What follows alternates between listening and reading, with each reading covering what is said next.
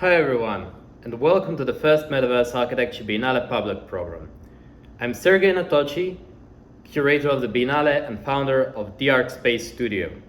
And today we delve deeper into the Metaverse and its connection with architecture. Our distinguished guest is Patrik Schumacher, CEO of Zaha Hadid Architects and founding director of Design Research Lab at the Architectural Association. He will share his insights on virtual architecture and the Metaverse. Guiding our discussion is Amit Gupta, founder and chief editor of STIR World, a premier online platform covering architecture and design, and the media partner of our event. Get ready for an enlightening journey into the future of architecture in the Metaverse. Let's begin. Okay. Welcome, you guys. Thanks for inviting me. I'm happy to share some thoughts and illustrations of what we are doing as Hadid Architects in the Metaverse, but also at the AADRL. I've done a studio, or more than one studio. I'll just show glimpses of the Metaverse Urbanism studio at the end. And then we should have a conversation. You can ask further questions where we are with this. I'm very excited about this whole space and the opportunity, and I'm sure it will come as an avalanche soon. We don't know when. Once network effects kick in, it's going to be unstoppable. For now, there isn't much, real traffic, real interaction, but the experiences become so compelling. I just also want to mention, I guess you might have seen it. Anyway, I can recommend it to people. The interview of Lex Friedman with Mark Zuckerberg is a totally new level of avatar which they're presenting, which is really exciting. I think will inject a new level of confidence and energy into the space. As you know, when Meta was founded or rebranded Facebook into Meta, there was a huge kind of injection of enthusiasm, which obviously was maybe impatient and tailed off. We have been into the Metaverse for quite a bit longer, so we started with just a few weeks into COVID lockdown, and where everything went remote, and you had a kind of huge flurry of startups in business metaverses in terms of all the events. People were shifting online and virtual, and our exhibitions went fully virtual, and that's where we started to thinking about doing stuff for the metaverse. So. And the first one was Liberland. I will start with that. Let me try to share my screen. That yep. See how that works out. Can you see it yet or not? Yes, we can. Yeah. Let's see if that also continues. If I am starting the presentation, how's that? You see the first image? That's you right. do? Yeah. Okay. So Liberland, I've been a friend of the president of Liberland and founder with Jelichka for many years when they started the project.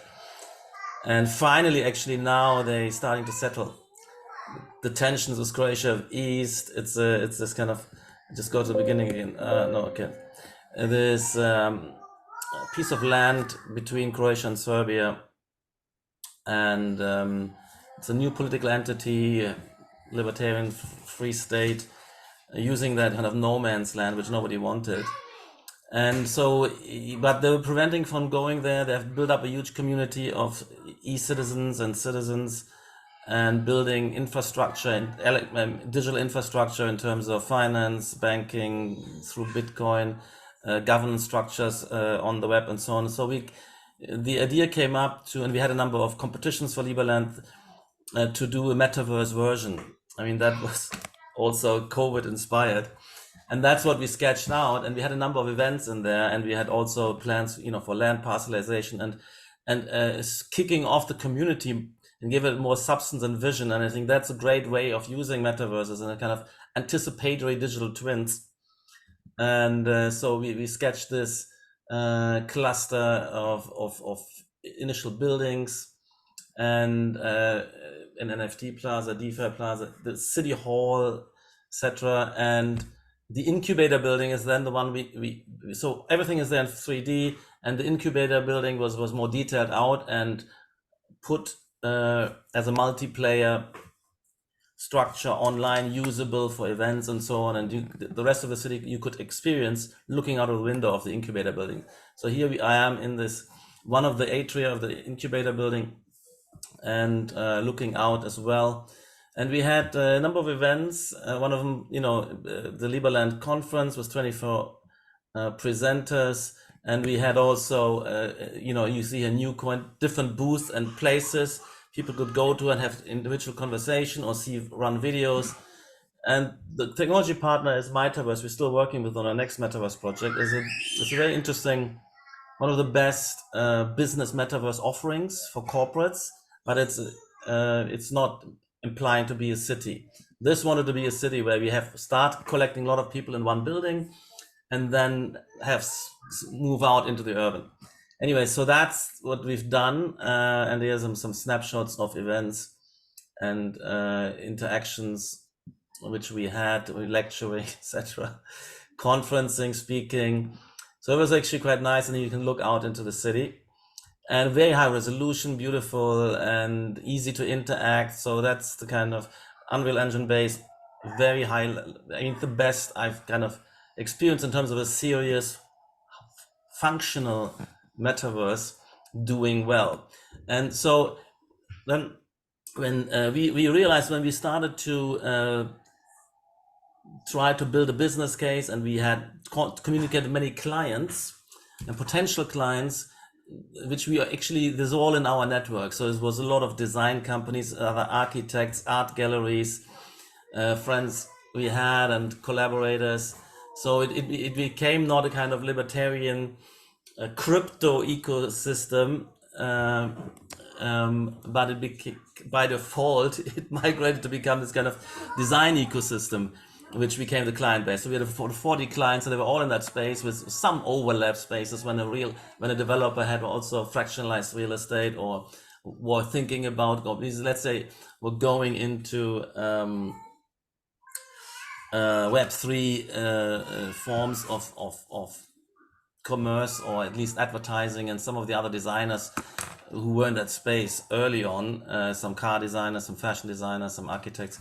So we shifted the branding, and there's still Liberland, and this now goes more physical, although the metaverse is also there.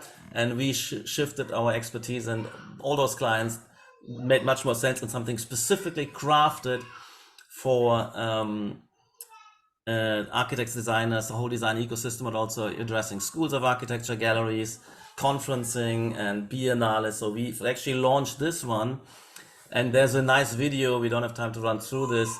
We launched this one with the Venice Biennale as an official partner to do a virtual Venice Biennale. And basically, there's a number of buildings we dropped out, and there is the main incubator building is this one, where we gathered everybody. When we dropped a few of those buildings, we had internally as models with videos and more close communication. We dropped them out as real, but there's a real ambition to make that a city also. So this is, for instance, a lava project, the Su Fujimoto, our own project, Un Studio, etc. We have Coop Himmelblau, Morphosis, contemporary architecture practice, some OMA in there, some great kind of architects, and we shown designs. We didn't like, it was also a bit of a kind of to contrast it with the Venice Biennale, which is no longer kind of featuring design, but more kind of, let's say, critical discourse and social and political issues, rather than focusing on design or discussing such issues through design. Anyway, so that's the incubator building, with some of the other buildings in the urban space also, so you can jump into the atrium and experience that, and roam around in the building. So that's where you enter. We have a kind of central atrium and a major stage condition where we had a number of events. We had some panel discussions when a recent book that I edited came out, or lectures. I recently gave a kind of keynote in there for the Chicago Biennale, which kind of tags on to the Venice Biennale and their overlap. And then you have various floors where we have the different exhibits. So and it really works well. And the Metaverse is still the technology partner, keeps upgrading it. In the background, you see here NFTism gallery in 2 segments with Kenny Schachter. He's a great protagonist in the Web3 art space, and he has a number of shows. There's already changed the show over and had some lectures and events there. It's a more closed space. Everything else is out there, connecting into the urban also.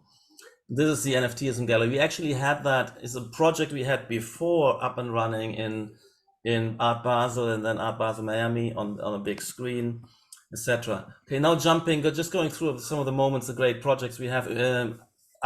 Aki Union, so Philip Yuan, really highly sophisticated protagonist from Shanghai and Tongji University, with a project, always a nice project you can roam around and walk through, as well as a video you can watch and have explanation, and then looking out into the city, which at the moment is very sporadic, let's say, and then you can walk from one place to the other. This is MAD, Mayan Songs, the Hainan project, and we have some projects which to be built, some projects are under construction or built, plus projects which are more speculative or still meant to be built, like Su Fujimoto, but a bit more out there, let's say, future oriented. So that's the kind of range, but it's all kind of sophisticated contemporary design of the kind we believe in. So that's parametrism, tectonism, kind of. This is it's also a building which is, Coop Himmelblau, and there's different way of animating, rotating some of the buildings or sweeping a section through it. So there's nice way to look at them, and the resolution is very high, and for designers very nice. You get kind of reflections and play of light and shadow.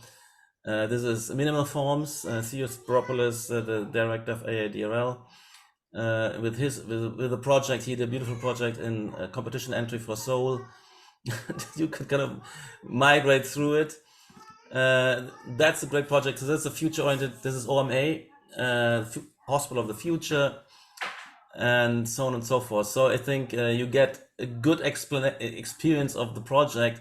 This is in studio, major commercial mixed-use project in the center of Frankfurt. Project we also competed for at the time, and it's nice. I mean, in the video you'll see how that's nicely rotated. You can also go in, etc. We chose Lise Tower also to have another build example, because it's quite spectacular to enter that space, and that's also in large on the outside, and you can jump to it and experience that lava, etc. So recently, there's just some snapshots also of the recent event for the Chicago Biennale. Just kind of, we have now implemented spatial sound. So as you go closer to somebody, you hear them louder, or the video, and it really feels increasingly compelled to say that this is such a great experience. It's just because not many people are using it, it's not being used. So this is a kind of chicken and egg, and network effects have to build up. There somehow has to bootstrap. Once it's bootstrapping into a certain level, it's going to be ripping around the world. So I can already imagine that the work for architects and designers, we're all going to swamped by work, and we're going to need all the tools and possible to make that happen. Anyway, it's nice. You can roam around, overlook spaces. It's good.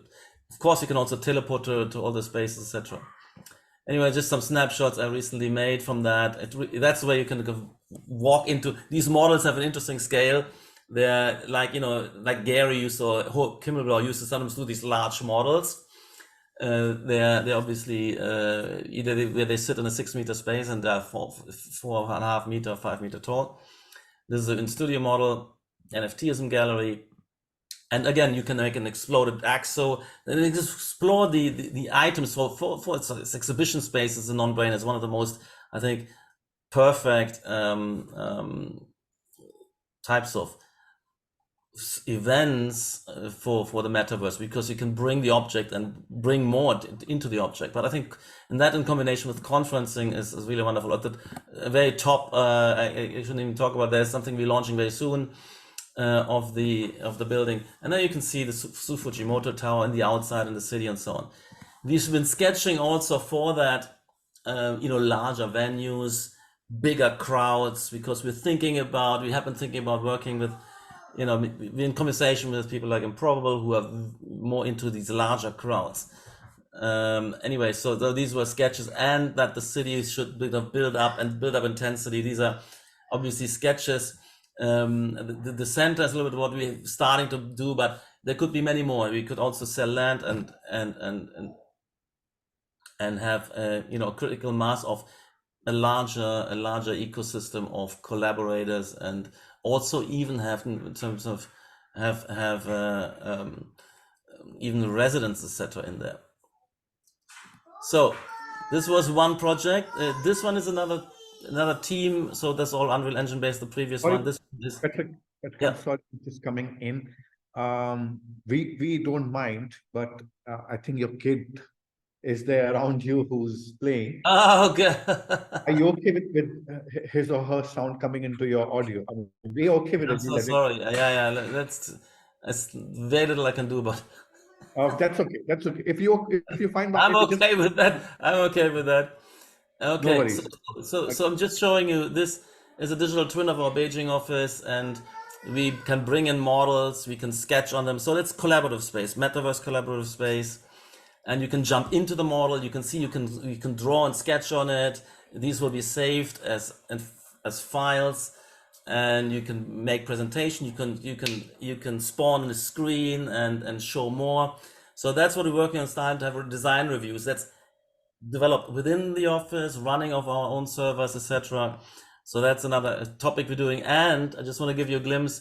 We're also doing ZHA City. So Metrotopia is really, we're hoping everybody from around the world, architects and so on, as you can see, build it together as a city of the contemporary architecture, design, etc. community. And this is just Hadid Architects, where we want to create some kind of invented city with a lot of our projects, cultural projects, CBD kind of tower complexes, block city as well. We have a lot of block style buildings, beautiful cultural buildings in the water, and to recreate an interesting city. And again, which is fascinating, that you can do this all in one map. You can move from one to the other, and the technology is really getting there. It's something totally different in terms. These are not rendered here, by the way. So, but it's going to be all rendered in Unreal Engine, and so that's just spectacular. I mean, this is just to show around clients and so on. We might host some events, but that's another project we have, and I just want to give you a glimpse of that. It's not been launched yet, but you can see old, new, built, unbuilt, past, present, future, in different types of cities: block city, tower city, iconic waterfront venues, etc. This is a Groza Bridge, and you can experience this. I mean, it's wonderful because we have all these models, and and clients can imagine that we do that for them. And so these will be display and as such to explore, but also you can place functions within some of these venues. Anyway, I just want to give you a glimpse of that very quickly, what we're putting together here. And it's just fantastic. And what I find interesting is parametrism, parametric urbanism. It seems to be dominating in the realm of metaverse design largely, and not always, or if it's not, let's say, unambitious, but banal replication of the kind of cities we have now. And also you find all the new AI tools drifting in this direction. Parametrism, tectonism, the new book coming out is the next, let's say, stage of this development. I just want to say that this is, I think, great, because I think it will push architecture forward into where we want to be. And the same, it would push forward architecture in terms of responsive and kinetic structures and environments, which we've been thinking about a lot. They're so hard to implement. And if you test out and develop them in the metaverse in serious contexts, of course, it will also help to bring them home into the real world. And I'm very much interested in that hybridization in the end. But I just show you some glimpses of cities. I do believe that the metaverse will meet isolated sites, isolated events, but related, creative industry related, these kind of synergy complexes, networking of potentials will lead to these districts, let's say design districts or design city or other types of cities, where these kind of spaces which all the corporates and all the players and firms and institutions will have, that they want to be clustering in these cities. That's what I believe in. And so we're developing something which really brings, gives you a global overview, which gives you differentiation and unity and navigability and legibility. And that's what we're exploring with our students at AIDRL. and all the way down to the architectural scale and the individual experience scale, from the urbanism down to the experience. And you can see a lot of what we've been, and it just show this, and with this, one of my student themes, that you can go beyond what we are known from the physical. Of course, there's a lot of going to be tie back to the physical, because even sometimes we digital twins, but you can also go beyond as we gradually emancipate maybe from the tropes and knowledge we have about navigating cities and buildings, to loosen that up a little bit and go beyond. So I think that's the pitch, and that's what we experiment with at AADRL. And with our own work at this moment, we're tying it more down to what we can imagine and know to inhabit, but of course with new architecture. Anyway, so I'll stop here, and we can kind of have a conversation, answer some question if you want. That was brilliant. I mean, it clearly shows how passionate you are about metaverse, and how you exploring the future of metaverse. Just to start the conversation, what actually are we exploring in the metaverse for future? So for me, it's really, I love my work, and I love culture and discourse and global communication. And I believe in markets and discourses as drivers, decentralized intelligent systems driving world progress and human progress. And that's for me a huge tool, like the internet was and is. And that's another tool which allows the internet to become much more, let's say, real time, more interaction, multimedia, and rather than, desynchronous messaging or magazine based and so on. That vision of the internet as cyberspace, which actually was formulated in the 80s, late 80s, early 90s, when the internet emerged, and really can happen now for a large segment. And it takes on more. It takes on all this world of online meetings like Zoom, all the Zoom meetings we have been having, and they are not so nicely event-like. After a few 6, 8 or whatever 10 images, the rest is just a list in the background. There's no early lingering and after or intermission chatting, and so you don't get the full range of experiences. If you go to Zoom conference, it's very different from going to a real physical conference. And in the metaverse, these events could be much more similar and much more rewarding and more nuanced, with a lot more networking and interaction possibilities than in Zoom. And Zoom, the company, as well as, of course, massively Microsoft, investing in these opportunities. You have Microsoft Mesh, you have all these kind of work and conferencing, kind of more workspaces, Meta, in the Horizon, workrooms, etc. You have also the play stuff, which I'm not interested in. And video, I stay away from anything video gaming, and play to earn, and a lot of the metaverses, inverted commas, are this. They are, there's a huge technology transfer from the gaming industry, of course, but we shouldn't confuse it with games. So the metaverse we're building is really an extension of the kind of world of communication and cultural exchange and production and productivity and creative production, collaboratively, and communication, also social life, real, social chat, but where we're not necessarily in escape into fantasy world or into, but really is part of real life. And we realized that the life could be much enriched now, since I'm not so traveling all so much, and is not required, and I have many more meetings around and can invite many more people from around the world to our events. But this metaverse is a great condition. But also I believe, and that's another study I didn't show here, but that is connect and be experienced communally. That we sit collectively in a space, and then there's a product screen, and there's virtual participants, and we share a space. We have these hybrid meetings, which now literally every meeting is. All of my teaching has been online and now hybrid. All of the meetings, we don't have a single kind of physical only meeting. in the office or conference. And so there's also metaverse. That's where it ties very closely with the physical. And so it's business, it's culture, it's education, it's entertainment also, of course. We are not so focusing on, what is a huge thing for entertainment, for music, for etc. And really city life to some extent. And I also imagine this partly being in the urban, that you have these mega LED screens, and now you have these screen technologies that are amazing. Films, thin films you can paste on LEDs, films you can paste on curtain walls, and so on and so forth. As you go to China, the whole downtown is a mega screen, and that could be exploited.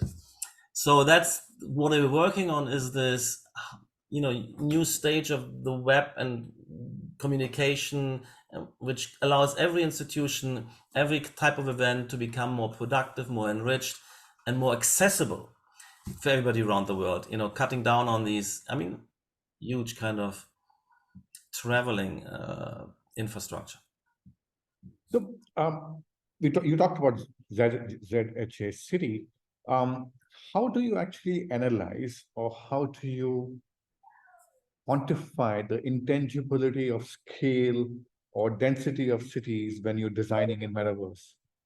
It's interesting. Look, at this stage right now in the ZHA City, it's the purpose isn't 100% clear and formulated. So I think we're now working very much from the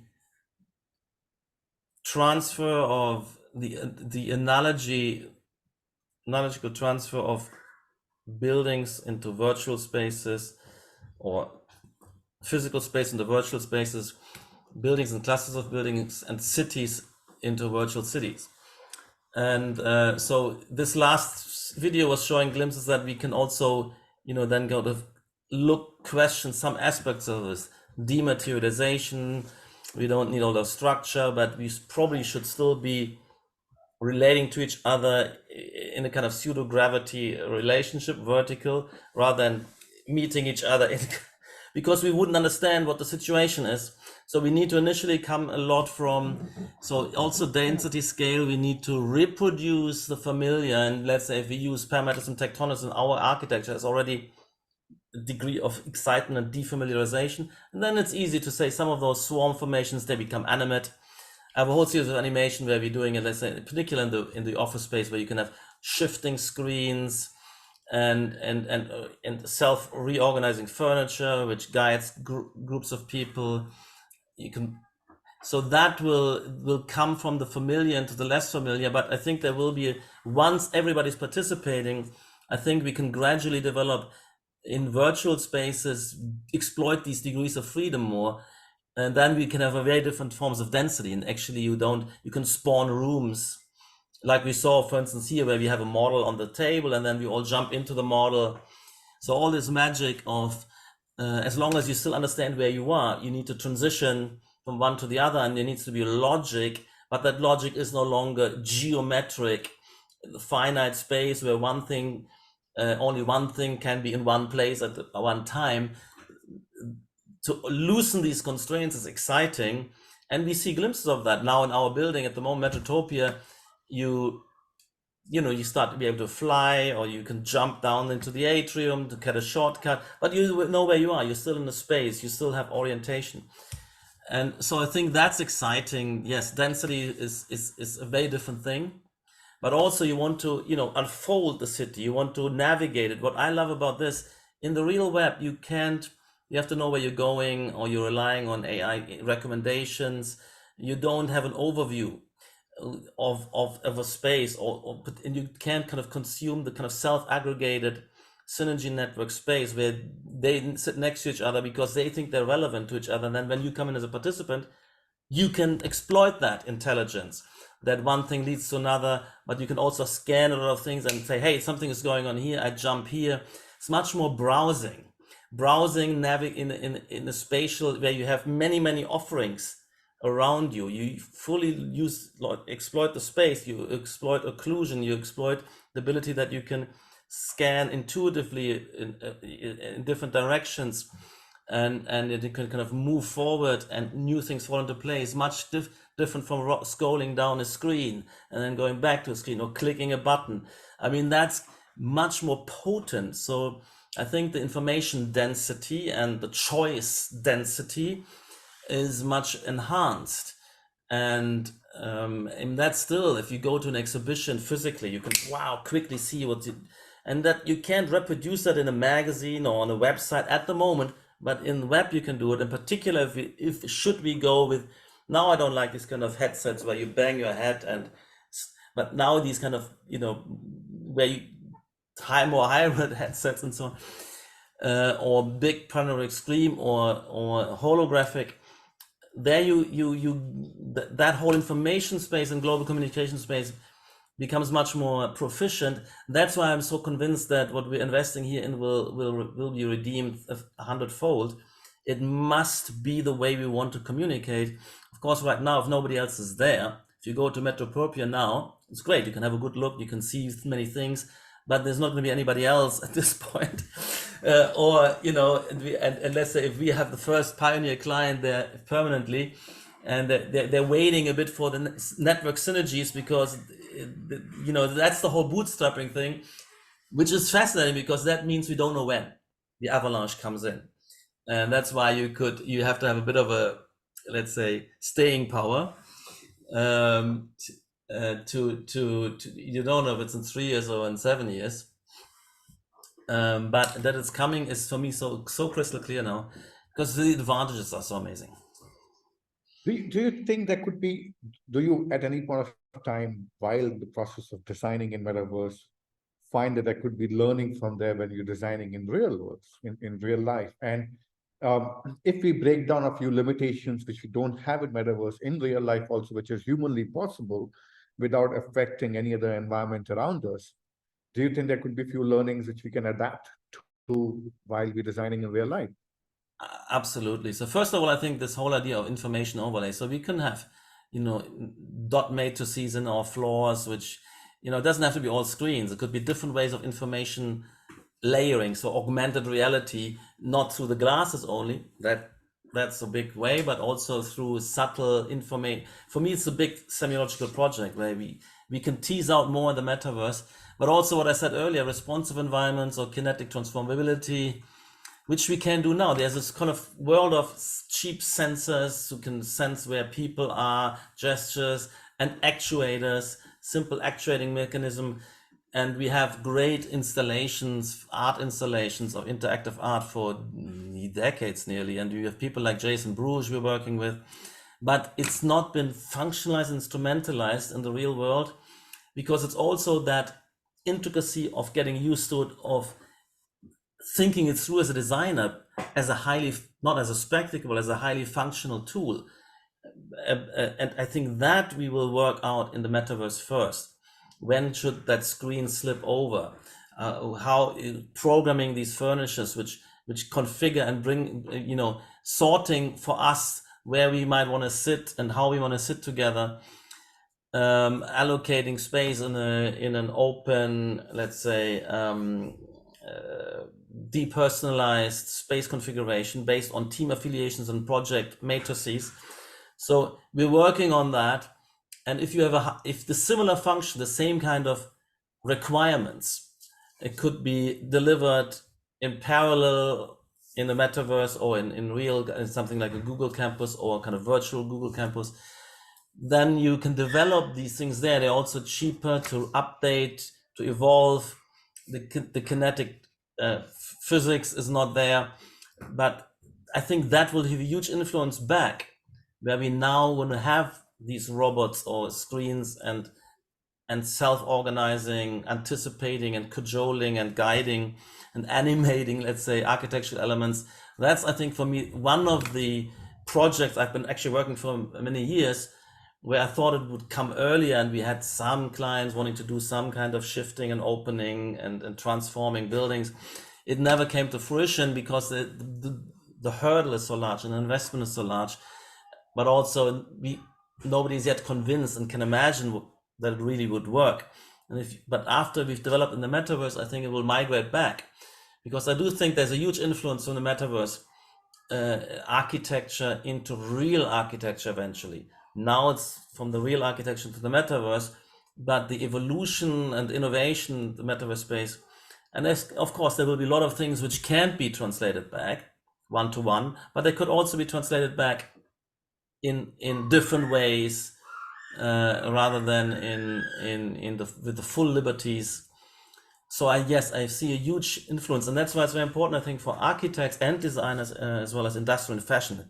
It's a huge thing, fashion and the metaverse. I mean, because you have to express your identity for different occasions and different situations differently. So we all will have a kind of metaverse wardrobe, and that's really the essence also of the fashion system. So for many and all designers, I think this metaverse will be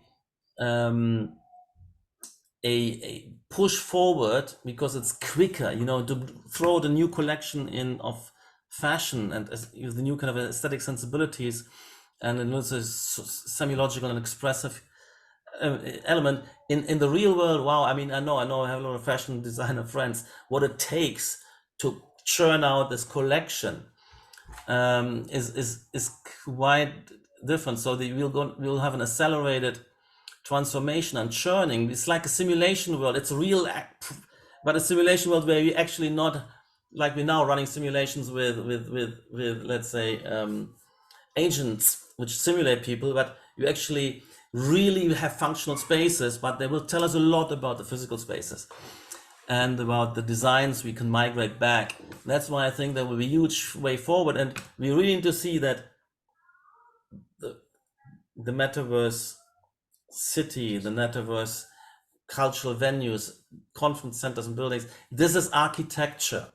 It's at its very core of our discipline.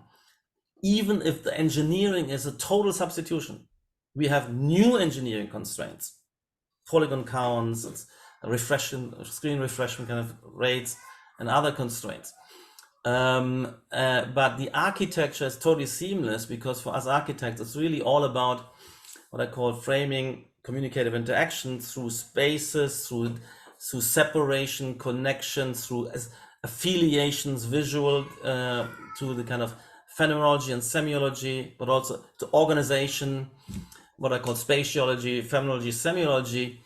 These are the core competencies and tasks of the architect. They're absolutely identical and seamless, and we'll also work simultaneously, let's say on Google Campus, and do the kind of phygital Google Campus, the cyber physical campus, which now already universities are asking for to have developed. And then as we develop, maybe extend the campus with a new student center or learning center. We do that in both digital and physical, and they're not necessarily digital twins, but they connect and have interfaces. So we will work together on all of these, and then we'll have specialists in one realm and in the other. But firms like ours who are crossing this divide are very, very important, and that the discourse recognizes this. This is not computer graphics, this isn't game development, this is architecture. I can't emphasize this more, as it can't be dismissed. And then we're confusing architecture with engineering. Yes, it is a no. None of our engineers will come along, none of them. But we are exactly doing the same thing in both domains. What would you comment on the perceived danger to the practice? And you talked about your other colleagues from the real world and who practicing traditional architecture. Do you see there is any, there's a lot of perceived danger of intervention of artificial intelligence in our life, intervention of metaverse in our life. Are we going to lose track of a traditional building? No, well, traditional building none of this has any value inherently. And I'm not nostalgic about certain loss of something, but obviously we're physical creatures, so we were living in physical spaces. And what I noticed during COVID is while everybody were happy to work from home, the city, as long as it was allowed, was packed in the evenings and weekends. I'm living in Shoreditch, so the party district was in full swing while nobody went to the office. The clubs and streets and bars were full, until the government put a stop to it.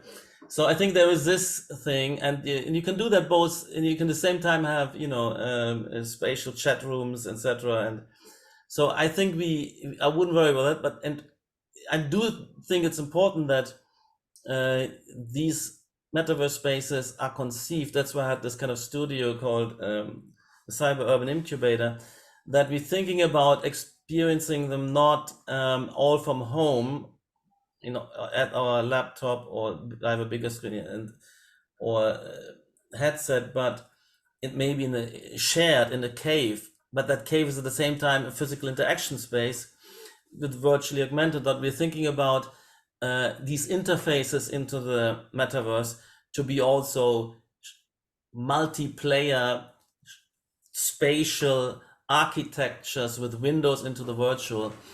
That's, of course, there will be also a lot of people who join from home, but there will also be that in the office, in the gallery, in the conference center, that we have both physically shared co-presence, and then have other groups joining in as groups and other individuals joining in as individuals, but now forming that group. That's what I believe is important. So I don't see that danger.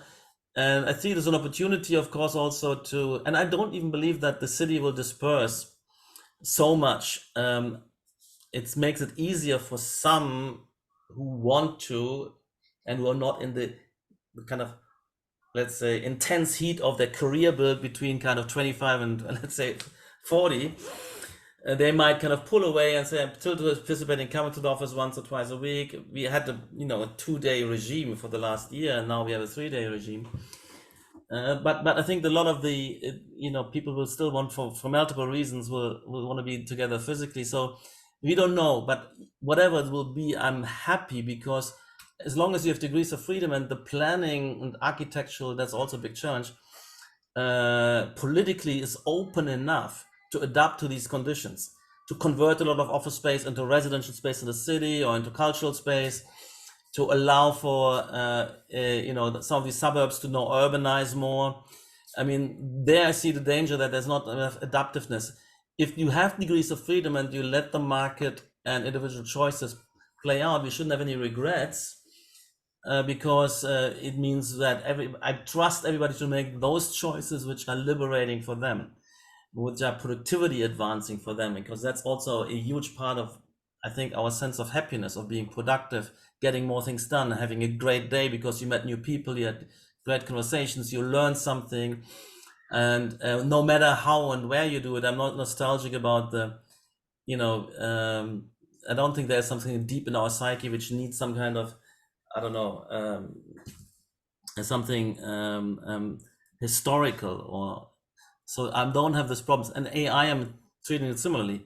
Let it come on. I mean, of course, there's a lot of junk, but there's also enormous amount of new creativity. We just need to have a kind of rigorous discourse and critical discourse. And I think, when with respect to metaverse, the amount of work which is kind of confronting us, redesigning everything in terms of virtual versions, and then updating them much faster, not every 15 years, but every just 3 years. We need AI tools to empower that.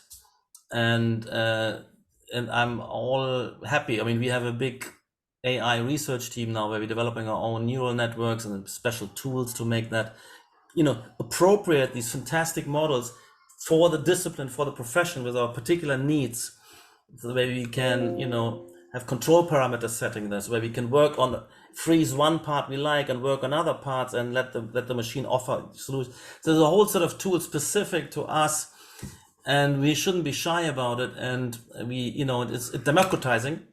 There's now fantastic wave of competition, particularly on the image front. So in the metaverse, I do believe that there's many, many small studios and individuals who can do a lot. Of course, it's not geometry yet.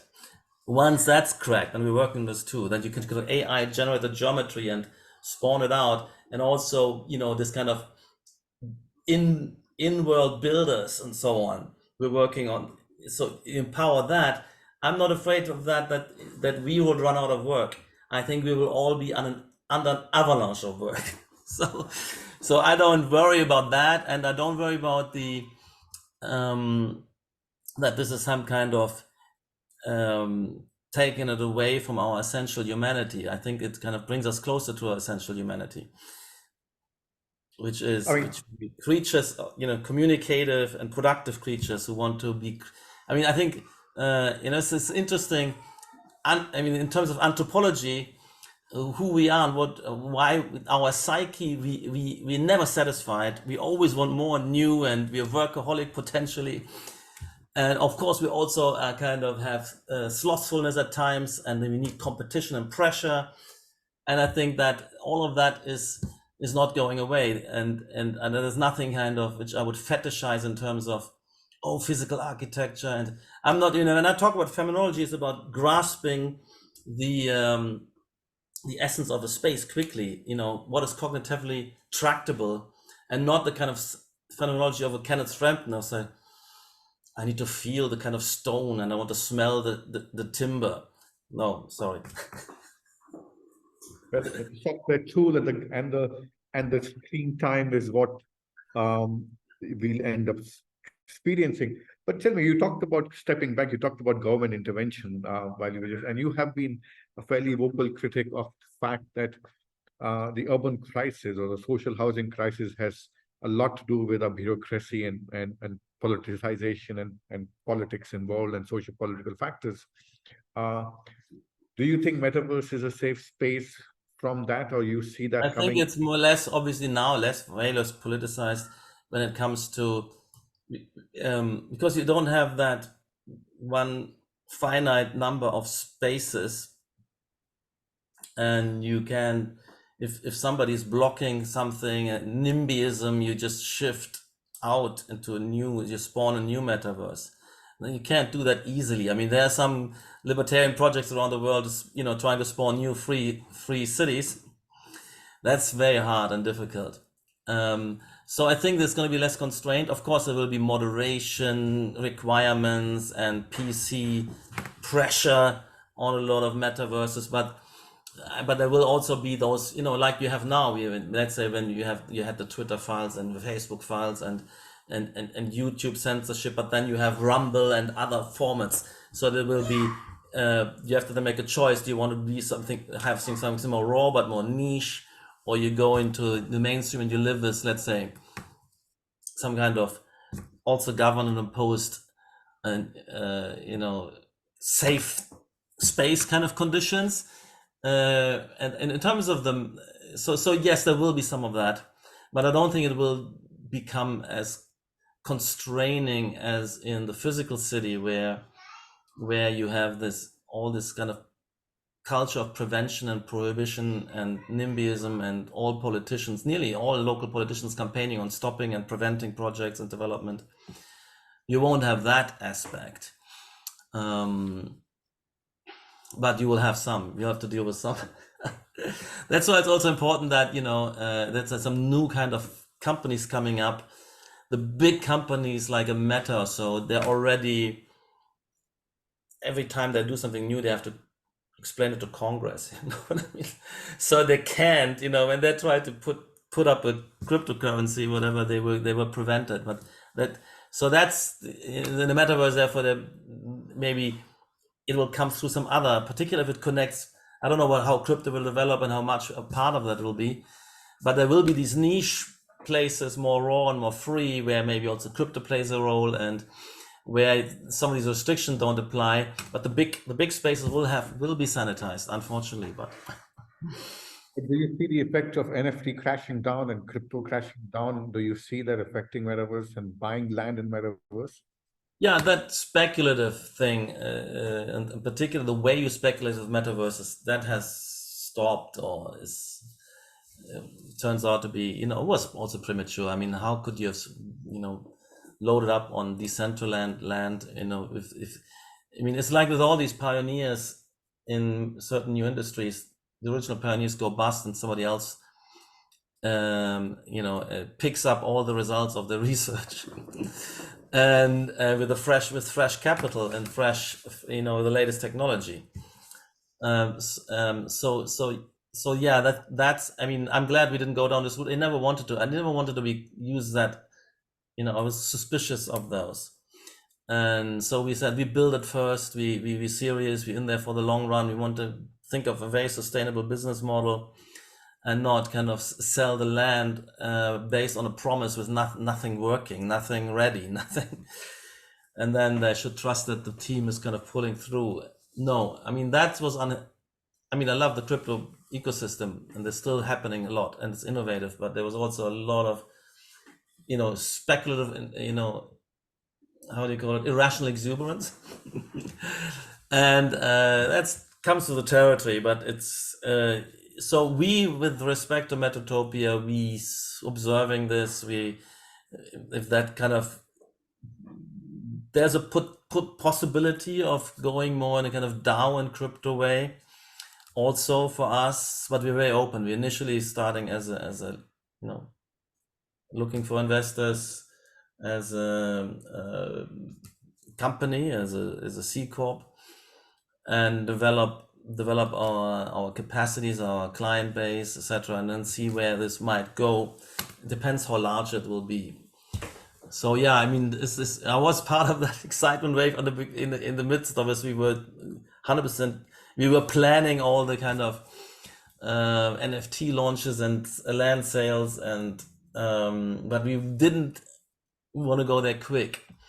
We wanted to kind of, we still want to lease spaces before we even generate a critical mass where things are close together before things spread out. But we don't know if it's going to be crypto based or it's not relying on that. You're still very positive about the fact that when you talk about autopoiesis, that it is self-sustaining, self-scaling, self-reproducing. Yeah, I mean, look, this is later on. I mean, that's the way a lot of these, also Metaverse, our technology partner, you build a system, you build a platform with maybe where you can give clients spaces, but also administrator rights, so that they can self-shape their space, upload their new items, and make invention, maybe charge. So, and then also how to regulate the kind of urban pattern. At the moment, we do that centrally. We allocate sites, but eventually, if it becomes very large, like this image I showed you, that whole kind of big city, we couldn't do that. I wouldn't advertise for that. So then at that point, you would have, secondary markets, swapping of sites, amalgamating of sites, maybe without much oversight in some zones. Other zones, you say, okay, there's a collective kind of sub-DAO or some kind of platform of where you have landowner associations and establishing self-rule locally of the district, but collectively. Out in the fringes, it's kind of, free market, unconstrained. And in the center, it might still be curated by us. So I've developed laid it out in one or two articles.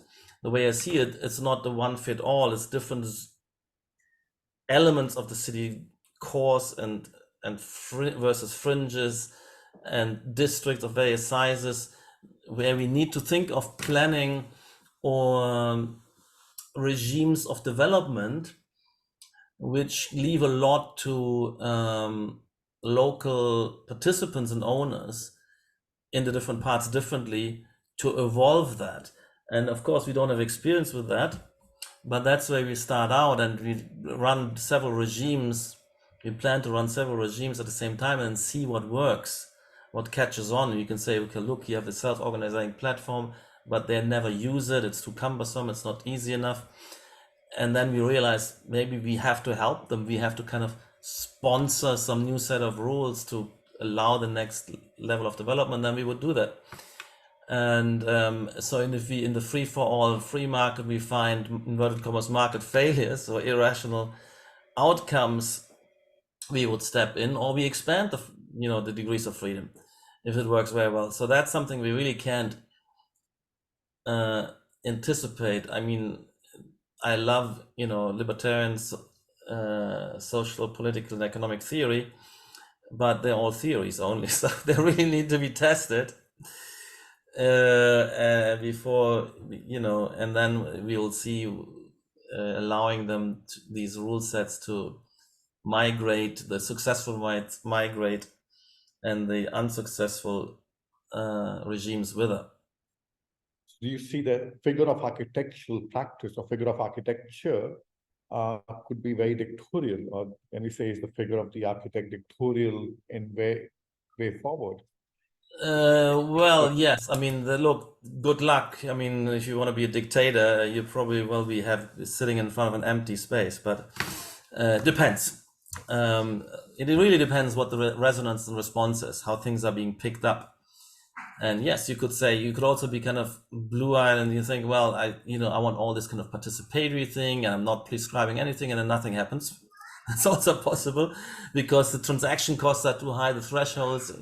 So, it's going to be between dictatorship and, benevolent dictatorship and kind of grassroots emergence, anything and in between we have to test it out. It really depends on also a bit which ecosystem you address. So let's say with us addressing the design ecosystem and the culture of the design, we probably can't be too dictatorial. People want to have their own competency and want to express themselves, and that and that might be different in a different place, where in a different district, which is maybe more the crypto and finance district, where in terms of the architecture, maybe they want the architect to determine and give them options because they have no less capacity to kind of self-shape, and then there's going to be anything in between those. So yeah, I mean, I'm open to that. I believe that we should be we can be market leading, but there still be a market we have to address and be successful in.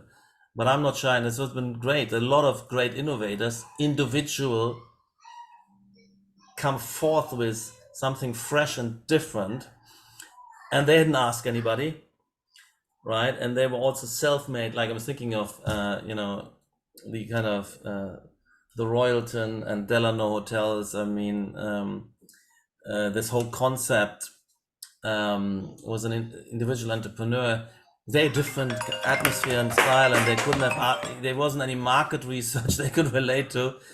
I believe in that, where you really come out with something very fresh and different, just have an intuition, and if that flies, then you haven't imposed it, but you didn't ask anybody, and it has no,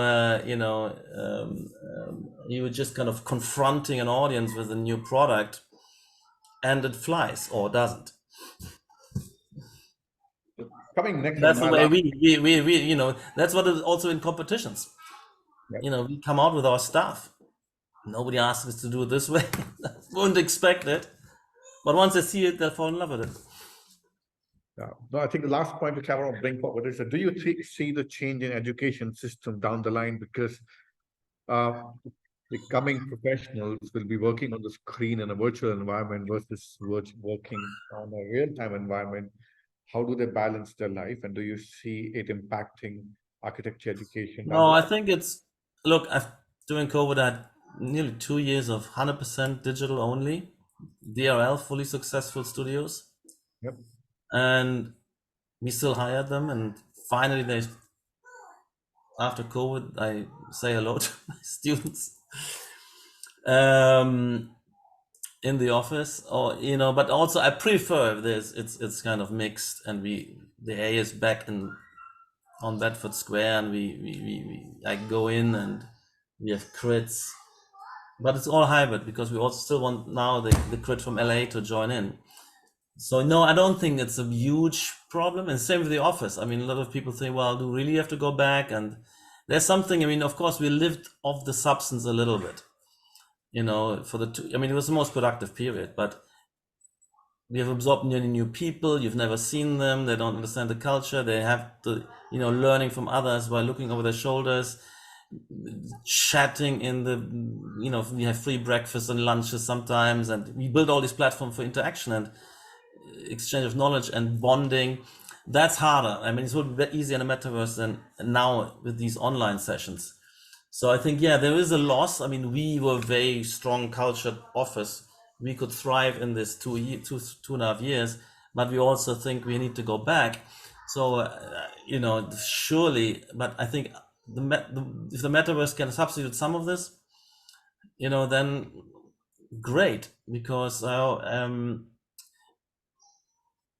mean, I don't have any preconceived notion of the human experience or something like this. Could be kind of largely virtualized.